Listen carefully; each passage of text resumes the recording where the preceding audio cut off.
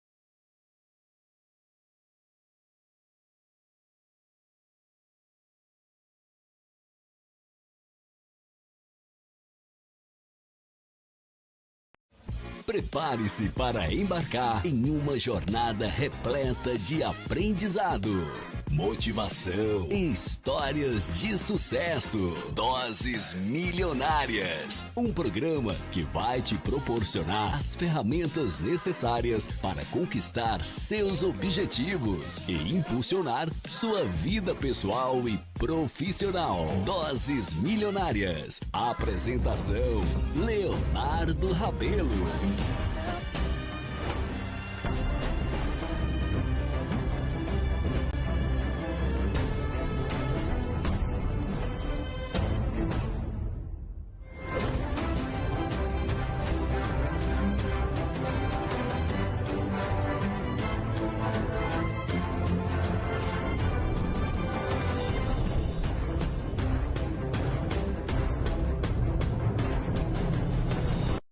Prepare-se para embarcar em uma jornada repleta de aprendizado, motivação e histórias de sucesso. Doses Milionárias, um programa que vai te proporcionar as ferramentas necessárias para conquistar seus objetivos e impulsionar sua vida pessoal e profissional. Doses Milionárias. Apresentação: Leonardo Rabelo.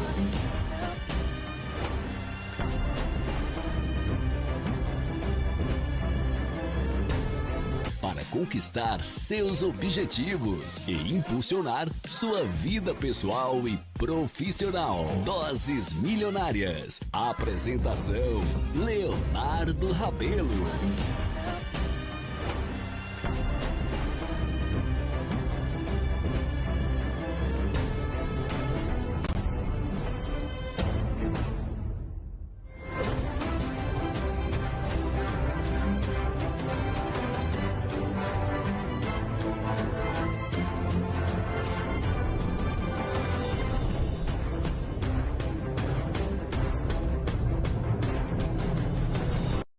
Prepare-se para embarcar em uma jornada repleta de aprendizado, motivação e histórias de sucesso. Doses Milionárias, um programa que vai te proporcionar as ferramentas necessárias para conquistar seus objetivos e impulsionar. Tamo de volta, tamo de volta. Ó, pedir pessoal que tá acompanhando pela rádio, pessoal que também tá acompanhando ao vivo no Instagram, no YouTube, só um pouquinho de paciência.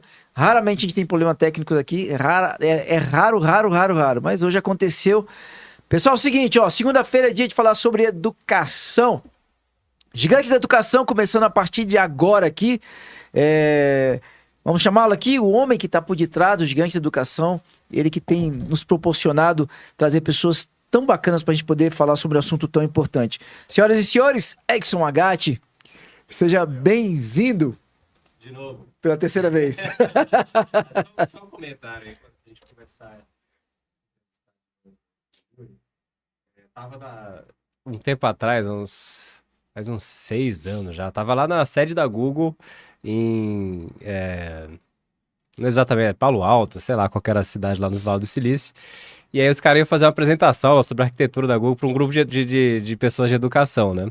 E aí começou a dar problema técnico em conectar o projetor. Aí eu falei, pô, se até a sede da Google tá dando problema, a gente tem todo o direito de fazer isso, né? Então, até aqui a gente tem problema de técnico também. Mas voltando aqui no Yuri, conta de novo pra gente a sua história, Yuri. Como é que foi que você começou a se envolver com a educação? Você estava em Uberlândia, né? Você é de Uberlândia mesmo? Não, eu sou de Brasília, Você é de Brasília.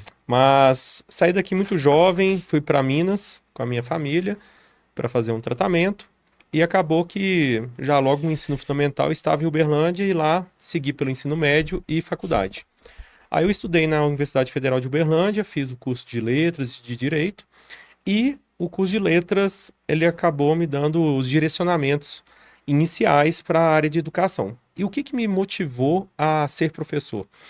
Acredito eu que quando eu comecei, minha primeira experiência em sala de aula foi em um curso pré-vestibular para alunos de baixa renda. Quando você fez letras, você não pensava em ser professor ainda? Não, foi um acaso eu entrar em letras no primeiro momento. Por quê? Lá em Uberlândia tinha um sistema seriado parecido com o PAS aqui de Brasília, da Universidade de Brasília, chamado PAIES. Mesma ideia, ensino médio, 3 etapas, soma as notas e entra. Só que a segunda etapa teve um problema no local onde eu estava realizando prova e o local foi a prova cancelada. E só na metade do terceiro ano eles decidiram, ó, vai valer a terceira etapa pela segunda. E aí eu já era formado em língua inglesa, aí minha mãe falou, faz letras, você aprofunda o conhecimento em inglês, e aí você vai ter tempo de pensar que área você quer atuar, se você quer fazer outra faculdade, e assim por diante. Então a minha entrada inicialmente no curso de letras foi pelo inglês. Olha só. E depois a minha especialização no curso foi português e inglês, e com isso eu acabei na área de língua portuguesa, me apaixonando pela área literária, pela área de redação, que são as áreas que eu mais atuo. E a minha experiência foi logo ali no terceiro período da faculdade, nesse curso pré-vestibular, voluntário, para pessoas de baixa renda. E aí ali eu comecei a nutrir essa ideia de docência, e aí eu fui expandindo. Era aquela sala em degrau, então que parece que as pessoas vão em cima de você quando você não tem experiência de palestras. Então Você tipo estádio. ficava em cima Eu do ficava degrau? embaixo e os alunos na parte superior. Arena. Arena. Ah, sim, E sim, aí, sim. o que aconteceu? Primeira aula, o que eu planejei para a aula, em 30 minutos eu tinha terminado, e aí 20 minutos foi tentando ali me virar. Terminou a aula, eu saí com uma sensação angustiante, aí comentei com a minha mãe, que também é docente, aí ela falou, você fez um compromisso, pelo menos você termina o semestre, e depois você passa para outra pessoa, avisa. Só que aí a segunda aula já foi um pouco melhor, a terceira eu terminei o semestre apaixonado pela docência. E aí eu pensei, vou me aprofundar cada vez mais. E aí foi o que eu fiz. Aí hoje, depois de tantos anos, né, de sala de aula e outras experiências, essa primeira foi traumatizante e enriquecedora, porque acabou me mostrando algumas coisas que eu precisava evoluir e acabou que eu acabei aprofundando. É interessante isso porque a gestão de tempo é um problema para o professor novo e professor experiente, né? O maior problema do professor experiente é não ter tempo suficiente para fazer todas as coisas que ele queria fazer. Quando o professor novato tem muito disso, né? O cara chega lá com a palestra, termina em 30 minutos, e agora, o que eu faço aqui? A pessoa fica perdida em sala de aula. O que é a dica que você dá para os professores, assim, que não tá nessa situação? Assim, durante a época que nós estamos estudando, na faculdade, que tem as disciplinas de didática, da área pedagógica em geral, essas disciplinas auxiliam um pouco. Acho que a prática, obviamente, é ela que é determinante muitas vezes para você estabelecer esse patamar de tempo, como gerir o seu tempo.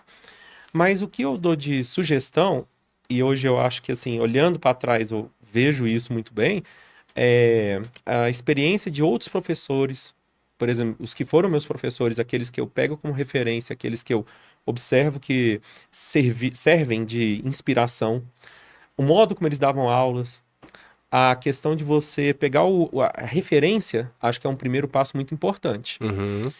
E quando você é menos experiente, quando você ouve alguém falando, escute, porque às vezes a gente acha que já sabe e em alguns momentos a gente quebra a cara, né, como se diz. Então a gente tem que ouvir um pouco mais nesse momento de início de profissão, pegar referências E aí, a organização prévia sempre é necessária. Então, estabelecer quais tópicos eu vou falar, como eu vou falar, quais exemplos eu vou apresentar. E uma das situações que eu mais vejo que me torna um pouco diferenciado, ou que faz com que o aluno capte um pouco melhor a aula, é trazer para a realidade do aluno. Uhum. Eu acho que quando você se distancia e fica só no mundo teórico, você perde muito. Porque você deixa de atrair as pessoas que poderiam estar ali contigo durante a aula, dando exemplos, participando e se interessando.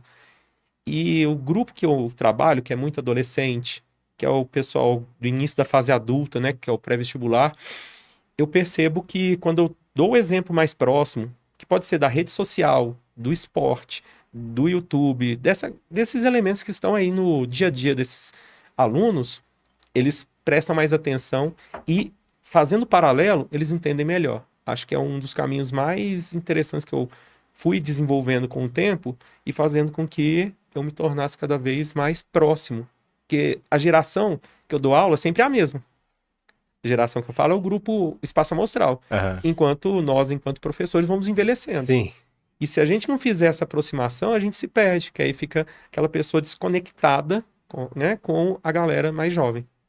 Você sente que ficou mais difícil ao longo dos anos de se reconectar de volta enquanto você foi envelhecendo como professor?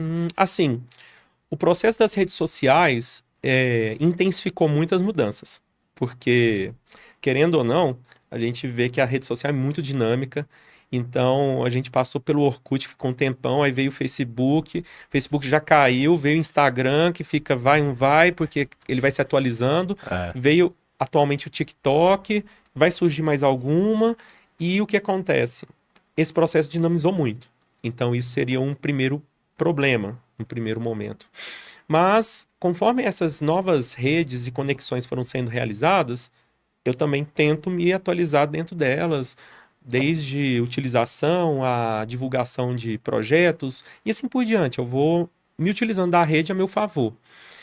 O que mudou muito é o perfil do aluno mesmo, no sentido de teve a dinamização das redes sociais, a gente passou pela pandemia, o que também trouxe um certo distanciamento por causa do mundo virtual, né? A aula não presencial dificultou um pouco o processo. O retorno para o presencial foi gradativo, foi um pouco mais moroso.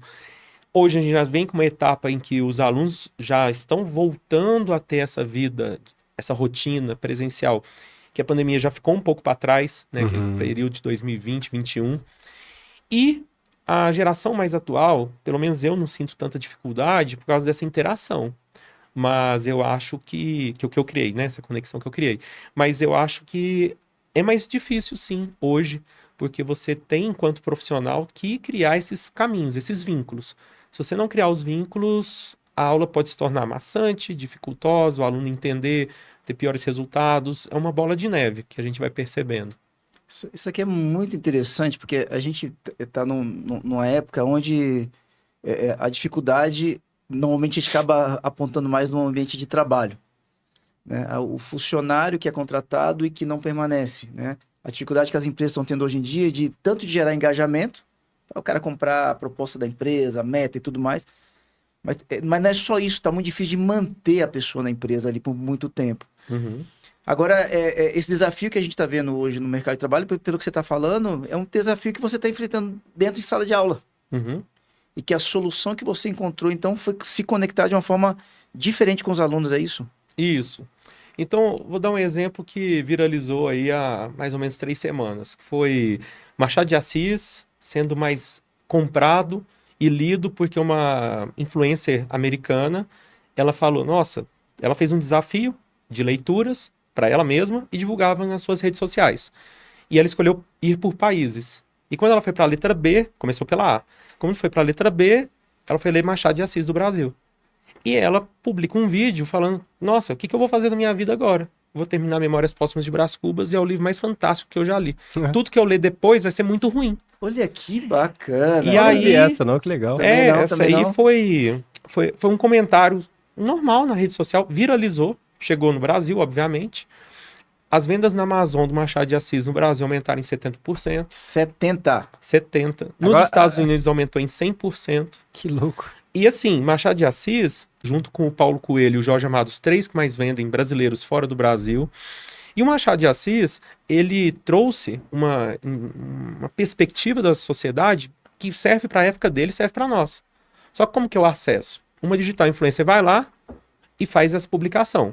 A galera vai atrás. Então, beleza. Ponto positivo. Eu, em sala de aula, curiosamente, estava trabalhando com algumas turmas com o Machado. Coincidiu essa viralização e é o meu trabalho em salas do pré-vestibular. O que acontece? Eu tenho que mostrar para o aluno o que ele traz. Porque se eu não mostrar para ele que ele está conectado com a vida dele ainda, eu perco o aluno. Tá, o porquê tem que estar muito claro. O porquê tem que estar muito claro. E eu tenho que mostrar que o ser humano é o ser humano em qualquer época. Em qualquer época, em qualquer lugar, é o mesmo ser humano. Machado de Assis fala muito da ganância do ser humano. Ele foi, ele é e ele será ganancioso. O ser humano, em muitos momentos, ele age, às vezes, de má índole. Isso sempre existiu e sempre vai existir. A gente pega desde o texto bíblico a outros escritores literários e hoje nas redes sociais. A gente vê vários casos destes. Sim. E o Machado de Assis comentou muito bem isso. Então, na hora que uma moça faz esse comentário e viraliza, eu reaproveito o comentário, faço com que isso se torne mais próximo do aluno ainda. Ele viu o comentário na rede, viu o professor comentando, ele vai atrás. Então, eu tenho alunos que foram buscar memórias póstumas por causa dos dois fatores. Ela ter falado e eu ter comentado. Olha o poder disso, cara. Porque aí entra uma questão, né? Será que a gente não gosta de ler? Ou será que a gente não é estimulado à leitura? Aproveitar que você está aqui, você é uma pessoa da literatura. Eu tive numa palestra do Samerage, já ouviu falar do Samerage? Sim. Conhece? Não. Samerage, ele foi juiz de direito por muito tempo. Ele abre um curso de preparação para concursos na magistratura. E depois, na pandemia, ele abriu um curso de leitura. Era um clube de livro, online. E a primeira vez que ele abriu para uma aula, meio que sem grandes pretensões, tinha, se não me engano, 40 pessoas, a coisa começou a ganhar corpo. Chegou uma hora e falou assim, tenho 2 cursos e a magistratura. Ou eu tiro um curso, ou eu tiro a magistratura. E aí ele pede demissão, ele pediu exoneração do cargo dele na magistratura. Como juiz? Ele é juiz de direito, é. Ele é ex-juiz Não é mais. agora, não é mais. E aí eu tive numa palestra dele, que ele fez uma transição de carreira bacana, hoje ele ganha financeiramente muito mais e faz mais sentido para a vida dele. Né? Mas a quantidade de pessoas que o seguem por conta da leitura é um absurdo. É muito mais do que gente que o segue por conta da formação para um concurso para a magistratura. E tira um pouco o mito que as pessoas às vezes falam, hoje em dia ninguém mais quer saber de leitura, o povo só fica nas redes sociais. A gente tá vendo agora um cara que usou as redes sociais para a leitura, né? É assim como a moça. Olha Exatamente. só, sabe que não tá faltando, talvez, um estímulo, né? E é interessante quando você traz o porquê, porque não é só assim, galera, ó, tem que ler esse livro aqui para matéria X. Você cria um apreço pela leitura, é isso, né, Yuri? Sim, o que eu percebo muito, essa questão do apreço pela leitura e o incentivo, você mencionou a ideia de faltar incentivo, e falta mesmo. Ou falta o incentivo, ou falta o trabalho adequado com a obra, porque eu tenho que mostrar para o aluno o interesse por aquele assunto, por aquele autor. E nós temos uma história da literatura. Então eu tenho que falar de um Camões que viveu em 1500. Escreveu sobre a Viagem de Vasco da Gama, que foi em 1498. E eu tenho que mostrar para ele que aquilo ali é interessante, de algum modo. O mesmo eu faço com Machado, vou fazer com Fernando Pessoa, com Guimarães Rosa, e assim vai, pela história da literatura. Então, o incentivo é determinante. E muitas vezes o que acontece? Eu trabalho dentro de um perfil de alunos de rede particular, a maior parte deles. E quando você trabalha com um perfil de rede particular, eles têm acesso econômico, então ele pode comprar a obra. Então, quer dizer, não é a falta do recurso. Ele tem a questão do acesso, ele pode comprar pela Amazon, ele pode ir na livraria, ele tem o acesso, ele tem o dinheiro. O que falta às vezes? É o incentivo por parte do educador. E o que eu percebo muito, eu fiquei muitos anos, eu estou há muitos anos no segmento do ensino médio. E há um tempo atrás eu estava desde o primeiro ano, agora eu estou mais no final do segmento, no terceiro ano do médio.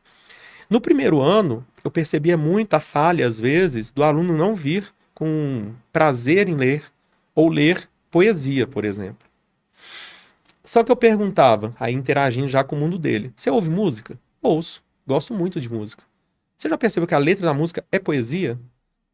Então havia uma conexão em que música e poesia caminham juntos. E aí é uma coisa simples. Só que quando o menino dá esse estalo, aí ele já começa a olhar para a poesia de um outro jeito. Ele pode não gostar, que eu falo para eles, ó, eu não estou aqui para fazê-los gostar, que o gosto é pessoal. Estou aqui para mostrar o que é importante dentro desse autor e por que ele é um clássico, por que ele é lembrado, por que ele é lido há tantos anos. Então essa conexão tem que haver. E é fácil. Só que é fácil a partir do momento que você começa a criar essas conexões, esses vínculos de assuntos diferentes que parecem totalmente distantes e estão totalmente conectados. Sabe que você falou de poesia agora? Uma coisa que vem à mente é a importância de você saber escrever de uma forma poética para marketing, por exemplo. Você escrever uma boa peça de marketing, você tem que ser criativo e tem que ter um viés ali de arte, de poesia junto. Então tem muita coisa prática que vem através de uma coisa como a poesia que pro aluno às vezes fica uma coisa meio distante. Por que eu vou aprender esse negócio? Nada a ver aqui, né? Tem um desprezo, talvez até um certo preconceito, né? Em relação à poesia, ficou parecendo que é meio coisa de menininha e tal, que não tem nada a ver. Porque a gente tá falando do poder da criação, né? Você estimular a criatividade, que depois do mercado de trabalho é super importante. Sim. Né? E aí você trabalha com a parte de redação, que é fundamental hoje, tanto para concurso público, é lógico que você acaba trabalhando mais voltado para o acesso para a universidade, faculdades, mas para o concurso público é fundamental também. Então, essa capacidade de criar, que talvez seja um grande diferencial mais ainda no futuro no mercado de trabalho, pela questão de inteligência artificial e tudo mais, que muitas vezes é relegado, né? Uhum. Bacana isso daí. A parte de criatividade hoje, o que acontece?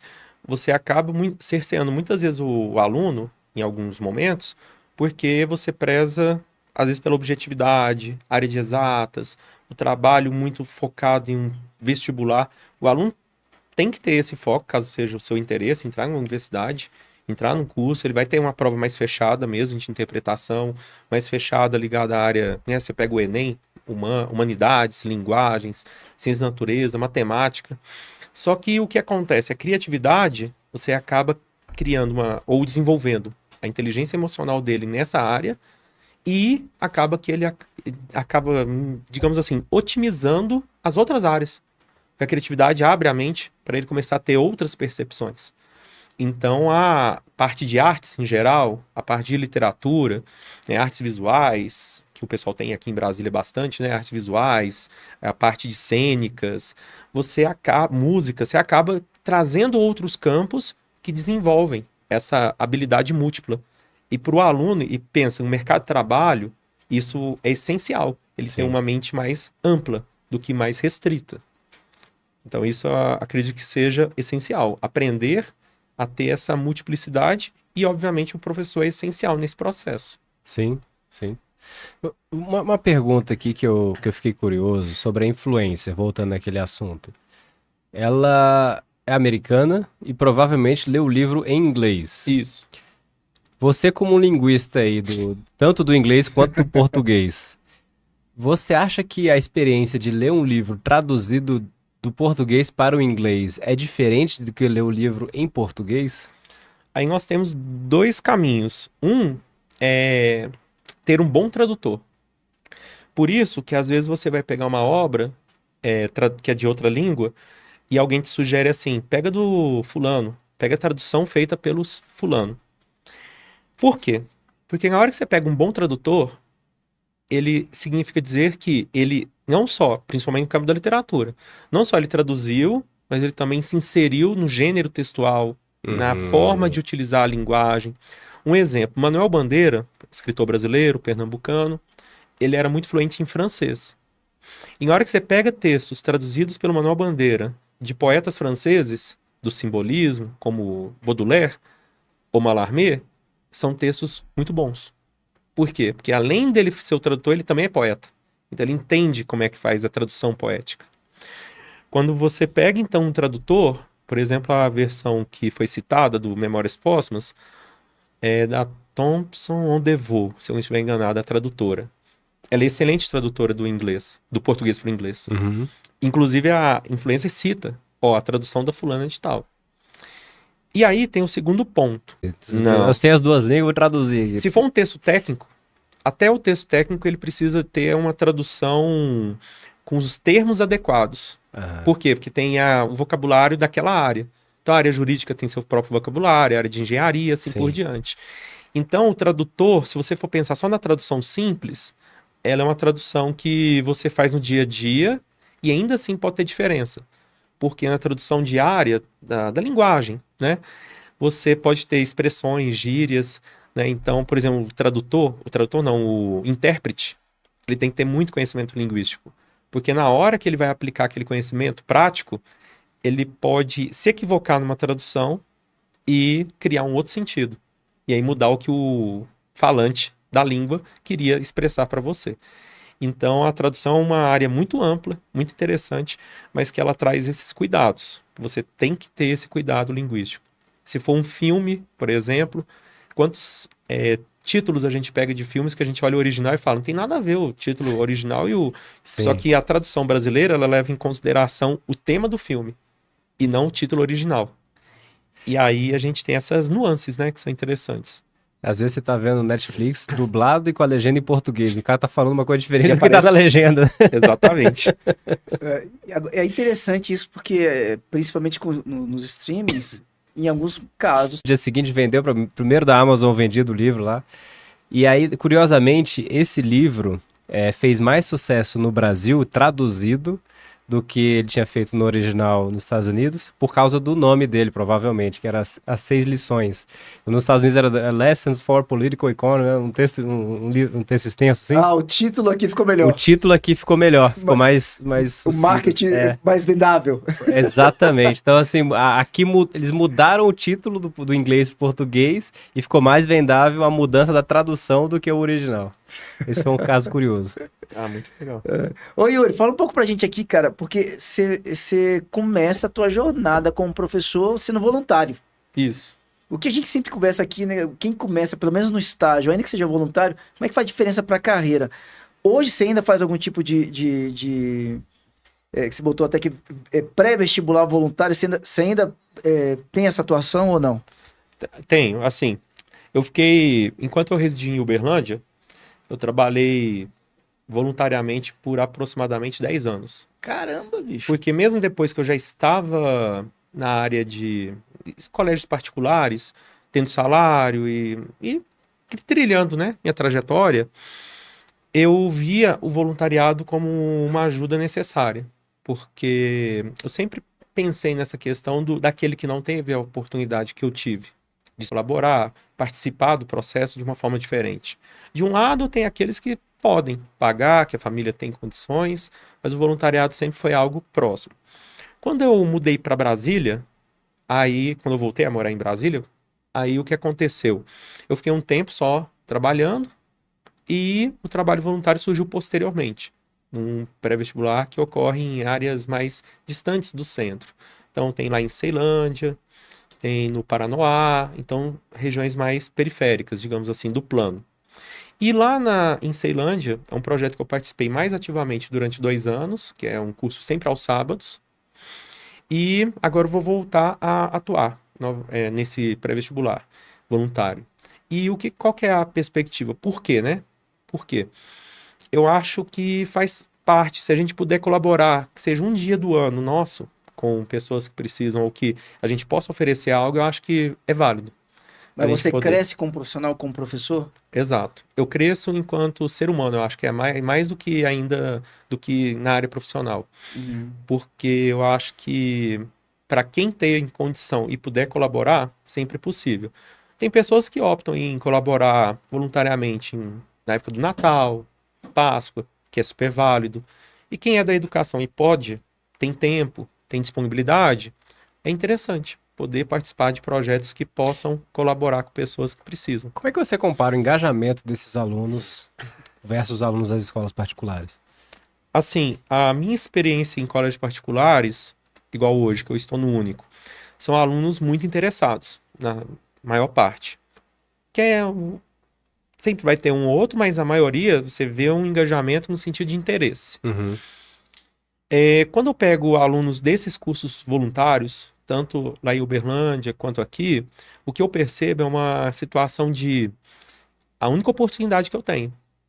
A diferença com o aluno, às vezes, de escola particular, é que se ele não der certo esse ano, ele vai poder estudar de novo, ou vai fazer uma guinada, vai mudar a sua perspectiva de vida, e vai dar certo em algum momento, em algum contexto.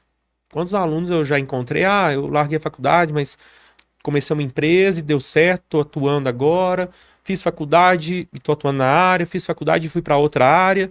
Isso é comum, né? Esse espaço em que as pessoas têm mais oportunidades.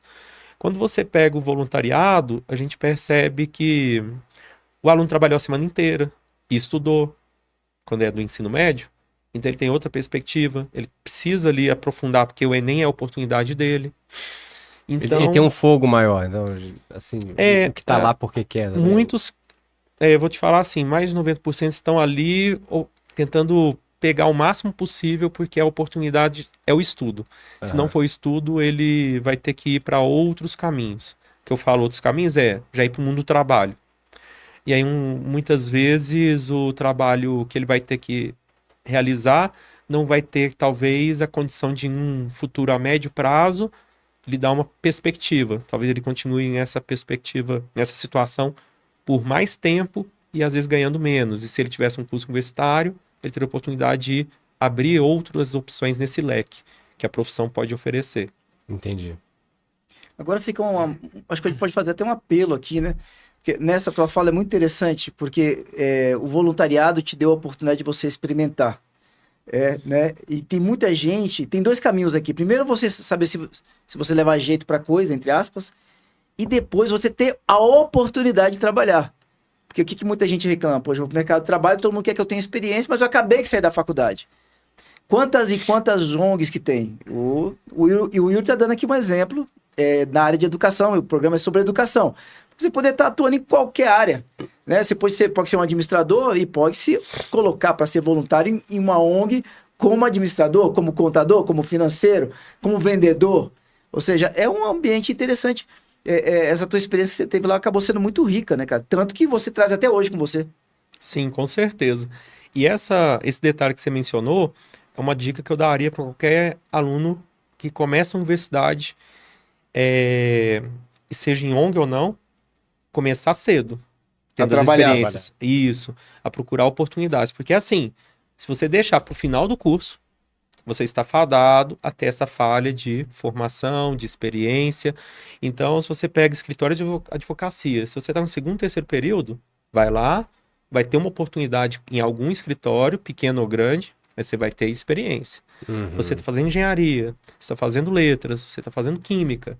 Por quê? O que acontece? Você vai ter áreas em que você vai ter a oportunidade, seja remunerada ou não, de atuar. E o mais importante nesse começo da profissão é a experiência, não é o valor que você vai receber. Óbvio, você precisa receber. Tem pessoas que precisam do salário. Sim, para contribuir em casa. Isso, exatamente. Mas eu acho que a experiência vale muito. Se você tiver uma situação, aí tem opções, aí você vai procurar uma remunerada. Se você tem a possibilidade de estar só estudando e não precisar trabalhar, você procura uma experiência para poder colocar no currículo e de se desenvolver, até para encontrar qual que é o seu filão. Se você quer ou não aquela área, se você quer ou não aquela experiência. Porque o curso universitário ele te oferece muitas opções. Só de letras aqui que eu já falei hoje, foi de intérprete, tradução, professor. Quer dizer, quantas opções dentro de uma mesma área? É verdade. Como é que você vê a questão do menor aprendiz, cara? Vamos supor que, de repente, a família precisaria de uma ajuda ali pro filho, mas se der uma apertadinha, dá para segurar. Você acha mais frutífero? Precisou, coloca? Ou, de repente, até o jovem que tem recursos, se tiver oportunidade de trabalhar, você acha que é válido, que é interessante? Tendo em vista a questão no Brasil de volume de matéria para estudar. Que a gente tem muito conteúdo quando se pensa em vestibular, né? Como é que você vê essa questão? Olha, o menor Tô aprendiz... falando de nível médio, né? Sim. O menor aprendiz, eu acho que é uma oportunidade de legalizar quando foi criado o processo e implementação da lei para poder oferecer essa oportunidade para um jovem. Algumas cidades ou estados têm até projetos em que você estabelece o número de horas, a forma de trabalho. Tem empresas vinculadas ao estado que oferecem esse tipo de gestão de trabalho do menor aprendiz. A questão do menor aprendiz, ele tem uma carga reduzida. Se é uma necessidade da família, esse aluno, pelo menos esse jovem, ele vai estar resguardado legalmente e ajuda em casa. A questão do fluxo de conteúdos, eu acho que depende do foco. Se esse menino, essa menina, tem o interesse de fazer uma universidade e consegue lidar tranquilamente com os conteúdos e quer ajudar em casa, acho que uma coisa não vai atrapalhar a outra, se ele conseguir cumprir com as suas obrigações. A questão é, às vezes, esse tempo a mais para um aluno que tenha uma dificuldade maior de aprendizagem, pode ser um tempo que está sendo retirado dele para ele poder estudar, para ele poder aprofundar e conseguir o que ele planeja. Então, acaba que a gente entra numa bifurcação em que a questão econômica em casa é muito necessária, mas também pode ocasionar uma dificuldade desse jovem ter um rendimento menor na escola. Então, são duas medidas que tem que tentar o equilíbrio. Então, esse é o cuidado que deve se observar. O nível de aprendizagem do aluno, se não atrapalhar o trabalho, essas 4 horas diárias, então seria interessante ele estar, né, fazer as duas atividades. Então, é bastante complexo, porque não é uma coisa que, por exemplo, eu chego aqui e falo, ó, faça isso. Porque esse fazer isso, às vezes eu estou olhando para a minha realidade, que eu talvez não precisando do salário e precisando estudar mais, eu vou falar, vou estudar mais. Mas na hora que entra na renda familiar, aí tem que ter esse cuidado de ver qual é a opção que vai ser mais proveitosa para o jovem. Acho que o jovem é o foco no primeiro momento. Mas em algumas realidades a gente sabe que o foco é a família, poder ter uma situação mais tranquila e não de necessidades. Então realmente é complexo essa situação. Tem muita coisa que a gente observa nesse pessoal mais jovem quando entra no mercado de trabalho que é simplesmente acostumar com a rotina de trabalho, né?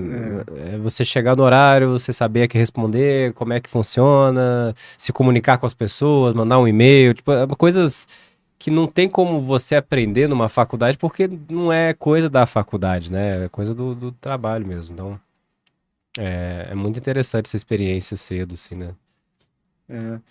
Fala só um pouquinho, por favor, Yuri. Você, cara, você tá num colégio que antes de ter virado do colégio, ele explodiu de popularidade, no sentido de ser falado, popularidade no sentido de ser falado, em relação ao acesso à Universidade Federal, em especial medicina. Até quando abriu a escola, muita gente pensava assim, não vai ser uma faculdade, uma escola só pra galera. Professor, tem monitores? Tem. Mas, por exemplo, eu trabalho com eles a parte de literatura, eu estou com eles ali à tarde, em determinados dias, para fazer um acompanhamento particular, quase particular, pessoal. Eles vão? Eles vão. A Mas frequência é grande. É um percentual alto? Sim, se você pega, por exemplo, vou dar um exemplo simples, de horário, 2 às 4. Eu atendo, em média, entre 10 a 30 alunos por dia. Se você pega um espaço amostral, 30 pessoas, parece pouco, pelo número total. Só que é o meu horário. Então, esse horário quase todo com atendimentos. Mas você atende só os meninos do pré-vestibular e tem o dia do terceiro ano, que são as turmas que eu entro. Alunos de outras séries, primeiro e segundo, também podem ir no meu atendimento do médio. Porque no pré-vestibular você tem quantas pessoas na sala? Bom, aproximadamente 300. Só que, quando eu pego... cara! Isso no... Só que... Só pra você? O quê? Mas não é uma turma só, não. São 3 turmas. 3 turmas. 3 turmas aí, aproximadamente 300. O fato é, na semana, eu tenho ali 2 dias de atendimento. Na semana, os alunos se organizam, porque eles vão no meu plantão, vão no atendimento de matemática, de física, um exemplo. Aqueles que não foram essa semana, se organizam para ir na outra, porque aí eles vão sendo escalonados. Fora o atendimento com os próprios professores, aí tem também o quê? A parte de organização de horário de estudos, que aí tira um pouco da pressão, né, que esse aluno tem de às vezes ficar assim, o que eu vou fazer? Tá. Como eu vou me organizar? Ele mergulha no processo pronto. Só obedecer o processo. Ele vai seguindo e tem uma personalização. Porque aí o que acontece? O horário de atendimento personalizado faz uma diferença. Aí tá, montou o horário, teve o acompanhamento do professor, tem as aulas. Eles têm os simulados, que eles vão simulando situações, seja para a prova da UNB, seja para o Enem. Que aí são 2 simulados distintos, que são processos distintos. Aí ele tem ainda atividades em que ele pode ter o acompanhamento com a psicóloga. Faz o acompanhamento, no caso ele precise, ele faz a marcação do horário. Tem o atendimento com os coordenadores, caso precise de algum outro direcionamento. Então, quer dizer, Em regra, ele está, digamos assim, cercado por vários processos. E esses processos, eles fazem com que o aluno obtenha melhores resultados. Aí você mencionou a parte de resultados, né, lá atrás. Ainda hoje, tem um excelente resultado. A questão que acrescentou agora com o PAS, com o ensino médio, é que aí temos um número excelente de alunos aprovados, não só em medicina, aí em direito, engenharias diversas e outras áreas, que você acaba tendo veterinária, química, letras, alunos que vão indo para várias áreas distintas. Então, digamos assim, aquilo que era só do pré-vestibular, hoje eu poderia dizer que o médio também, no final do ensino médio, ele também obtém excelentes resultados. E tendo o PAS como uma das suas metas, porque o PAS facilita bastante o acesso. Cara, é uma guerra, né? Pra você poder acessar uma faculdade federal.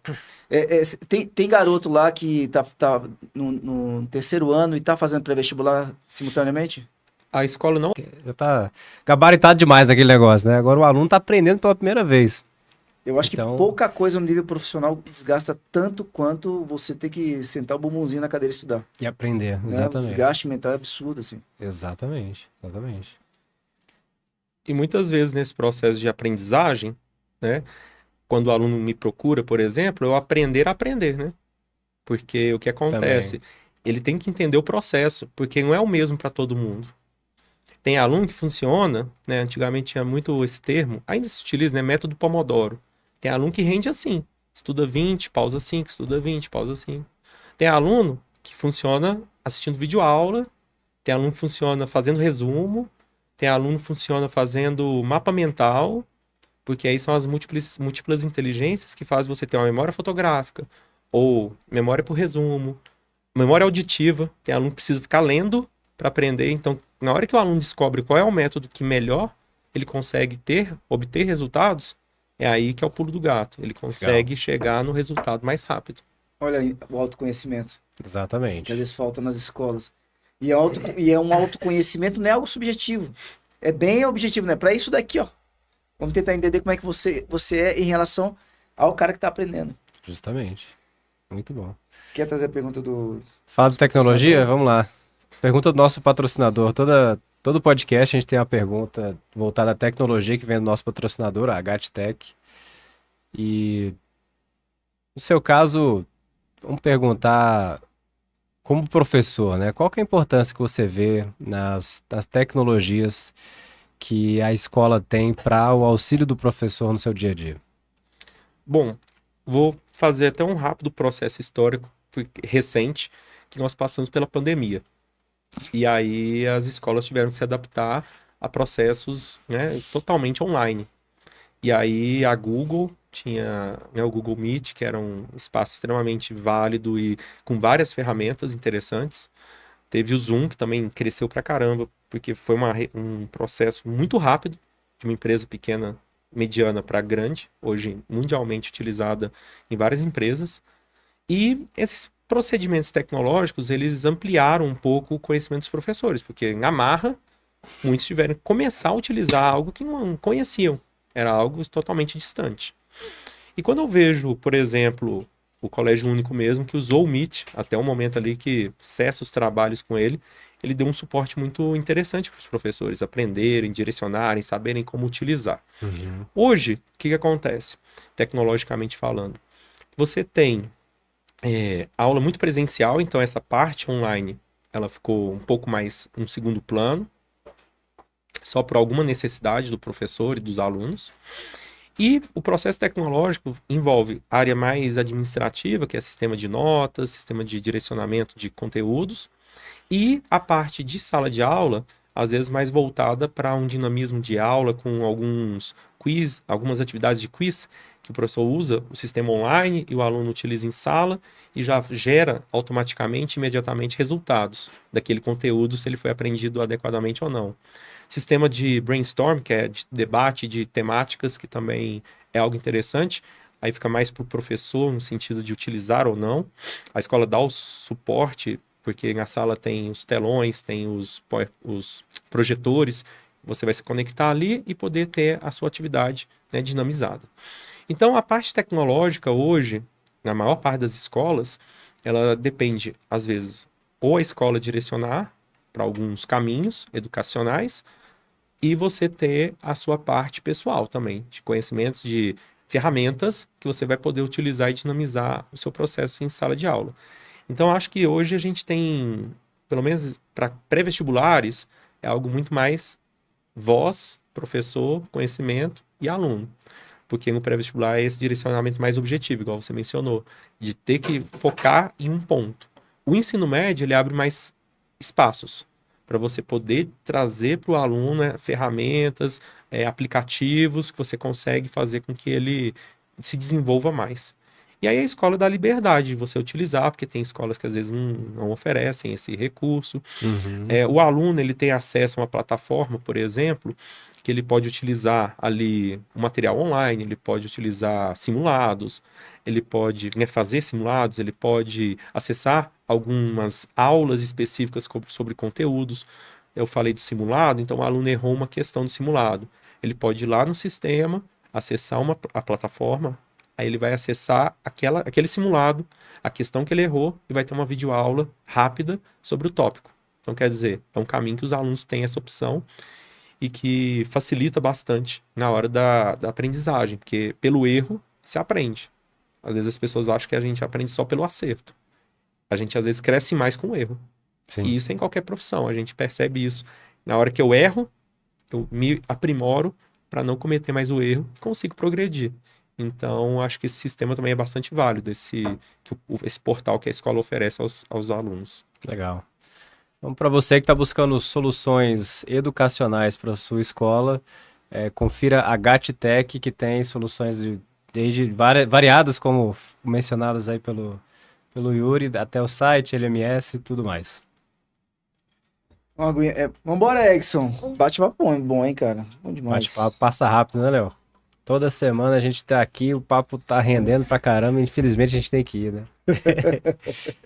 Considerações finais? Vamos para considerações finais? Qual que é a dica que você dá aí, Yuri, pra galera que tá querendo entrar como professor, virar professor, entrar nesse mercado de trabalho? A área de professor, a área de docência, é uma área que, por estudos já realizados por diversas entidades, até pela parte educacional da ONU, é uma área que vai faltar profissionais entre 10 e 20 anos em todas as áreas, porque é uma área que está sendo menos buscada hoje em dia. Então, assim, quando a gente percebe um dado como este, é óbvio que é um mercado de trabalho que vai estar com um leque aberto de opções. E a dica que eu daria às pessoas que notam têm essa percepção de consigo educar, consigo ensinar, se achar que é um caminho que é válido e que ela vai obter não só o prazer pessoal, mas também um retorno econômico, eu acho que vale a pena. Hoje o mercado faltam profissionais de excelência.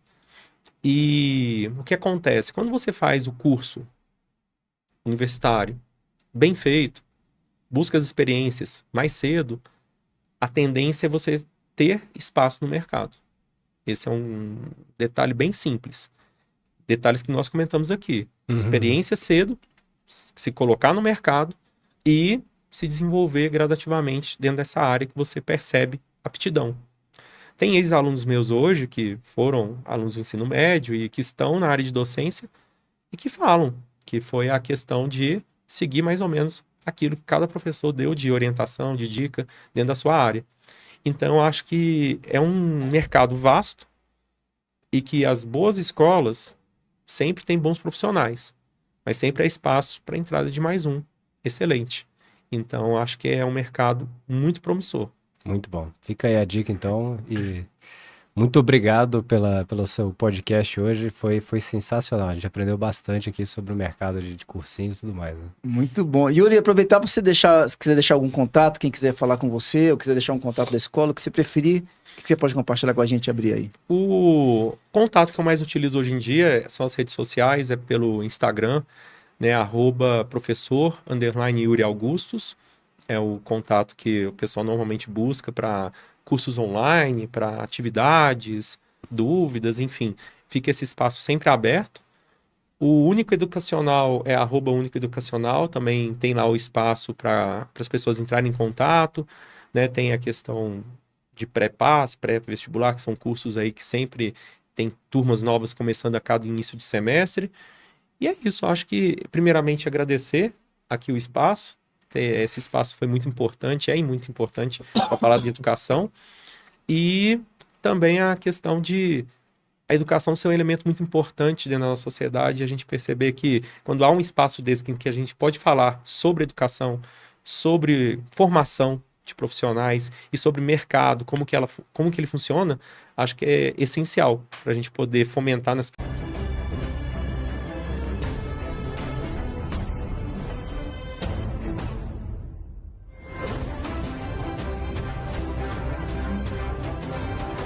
ferramentas necessárias para conquistar seus objetivos e impulsionar sua vida pessoal e profissional. Doses Milionárias. Apresentação: Leonardo Rabelo.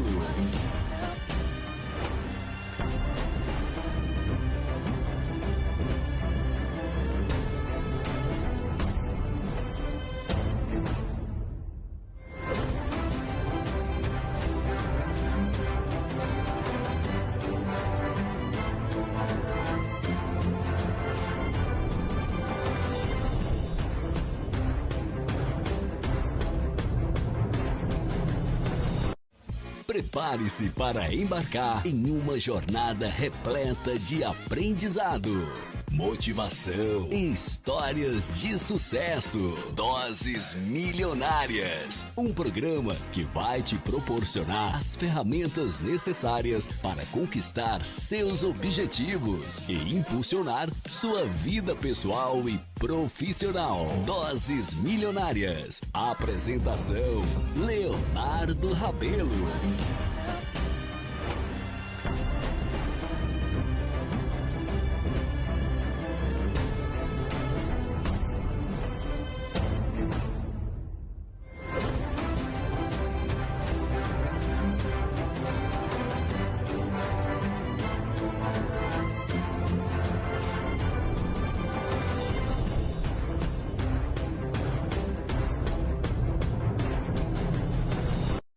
Prepare-se para embarcar em uma jornada repleta de aprendizado, motivação e histórias de sucesso. Doses Milionárias. Um programa que vai te proporcionar as ferramentas necessárias para conquistar seus objetivos e impulsionar sua vida pessoal e profissional. Doses Milionárias. Apresentação: Leonardo Rabelo.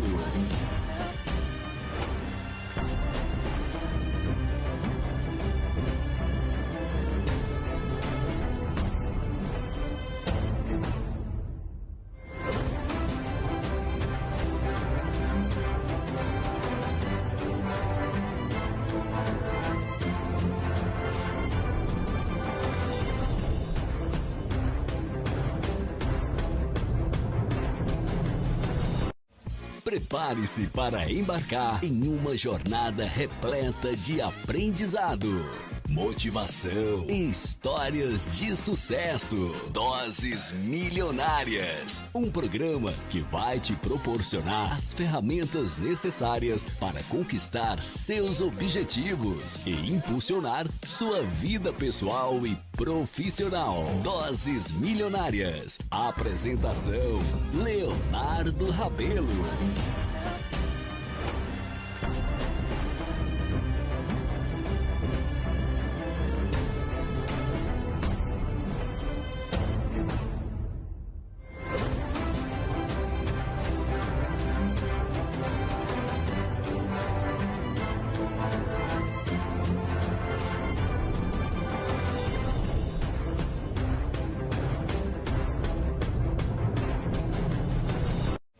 Prepare-se para embarcar em uma jornada repleta de aprendizado, motivação, histórias de sucesso, doses milionárias. Um programa que vai te proporcionar as ferramentas necessárias para conquistar seus objetivos e impulsionar sua vida pessoal e profissional. Doses milionárias. Apresentação: Leonardo Rabelo.